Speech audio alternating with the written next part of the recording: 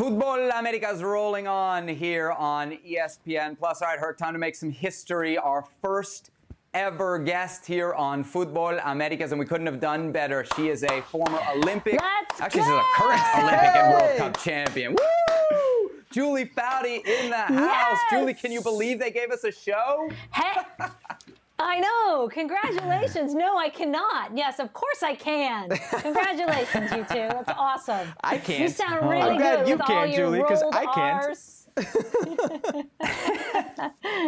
All right, so you know Julie from ESPN FC. You know her from the Laughter Permitted podcast you get on ESPN.com, anywhere you get your podcasts. You know her from broadcasts of the U.S. Women's National Team on ESPN. Julie, it is an Olympic year. The United States going after another gold medal. Let's start big picture for folks who maybe don't always follow the U.S. They ran through the 2019 World Cup without a lot of competition, even in the later stages.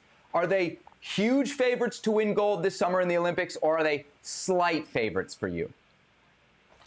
Huge. Is this out of frame? Because it should be. They're that big. Yeah.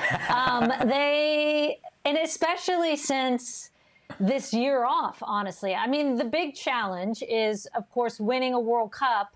And this is why no women's national team has ever done it. It's really hard to win a World Cup, and then the very next year you go to the Olympics, and you're tired and you're exhausted mentally, physically. And so no women's team has done that double from World Cup to Olympics the next year. So the pandemic, in a sense, has been a bit of a gift to the United States. And on top of that, so they've had a year of rest.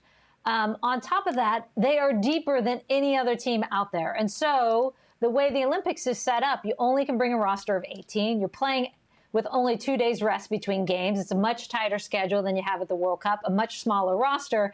And because of that depth, they'll be able to rotate players, rest players, much more than any other team. So I think, yeah, out of screen, huge favorites for the Olympics. Julie, around here in our region, we love to throw around the word fracaso. That means failure. Let me ask you a question. Given that year of rest that you just mentioned for the women's team, would this mean if they don't win the Olympics, it is a fracaso? Well, you know, it is a failure anytime we don't win, honestly, because that's the standard for this women's team. And it should be, because we have millions of girls playing in this country. We have all the support in this country. And so we are the standard bearer for a lot of women's national teams. So honestly, and I don't mean this in an overconfident hubris type of way, but when the U.S. goes into a tournament for the women's side, they go in expecting to win, or it's considered a failure. And that's internal expectations, right? This is just how we operate. Like, we want to be on top of that podium, and we figure that we should be on top of that podium.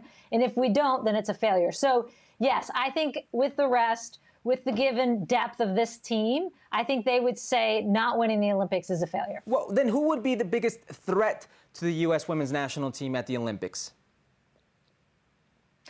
I say Great Britain. England. Well, it's essentially England, but I know the people of the UK will not like that. So it's the GB team. It's not just England. Let me take that back. But it is going to be a majority England.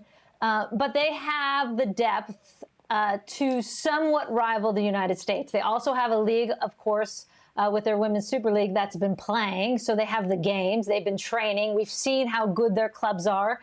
Between all the major clubs of the English Premier League now having women's teams, you have every good player in the world wanting to play in England right now. So I think the Great Britain team, will be the one that actually is the biggest competitor for the United States over the summer.